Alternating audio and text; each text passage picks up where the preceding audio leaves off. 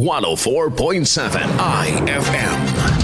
Report! Itinurn-Over ng Pangasinan Police Provincial Office ang 6 na bagong patrol vehicles sa iba't ibang bayan sa probinsya. Kahapon, tinanggap ng bayan mula sa ikalimang distrito sa Camp Antonio Season ng Lingayen.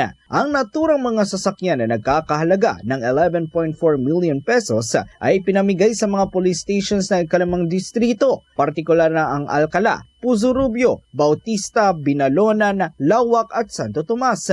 Ayon kay Pangasinan PPO Provincial Director Police Colonel Rollifer Capukyan, inaasahan nila ang mas mabilis na pagresponde sa mga krimen, gayon din sa kanilang pagbabantay sa paparating na national at local elections.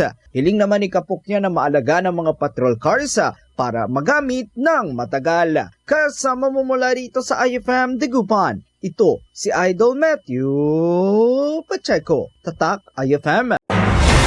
IFM News. IFM News. IFM News.